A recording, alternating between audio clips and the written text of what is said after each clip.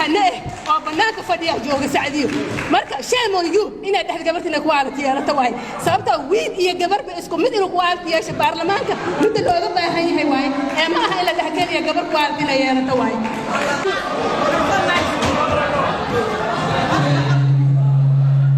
You have to be listen to me.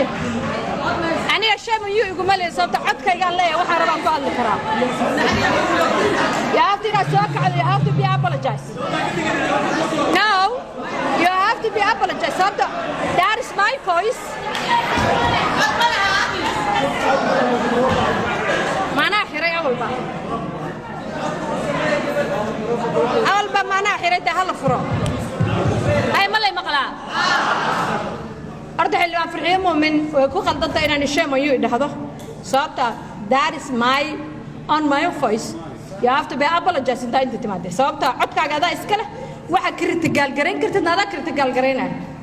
taas waa one secondly xilwaanadu waa maqlayeen ragguba male qualified dad aan lahayn waa idin dad adiga dhaga headphone kuugu jiray taasna waa one case aniga waa qabaa in xildhibaan kasta la dhaho raggu intay la yimaadeen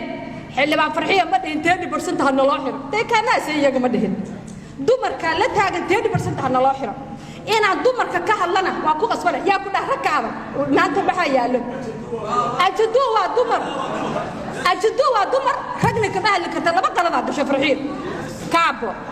marka aniga waxaan iri maadaama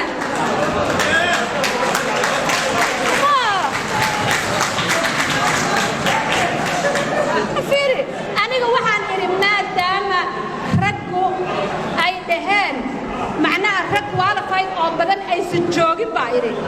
laakiin gabdhaha qualified in loo fiiriyo waay midaada kale farxiyo aniga adiga isku ID baan ahayn I don't know what isbedeshay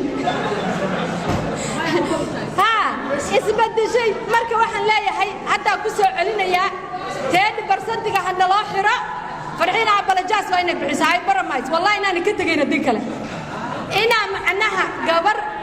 wax bartaa jira naaga wax maxaa la dhaar rag ka soo boobay baa jira oo aan ognahay oo siyaasiin aha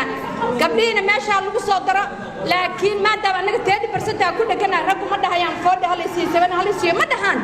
xoog iyo lacag bay ku soo galaan iimaanka isku suga nimanka riixa oo kaliya isku yeela adiguna yaabta baabla jadka labadnimada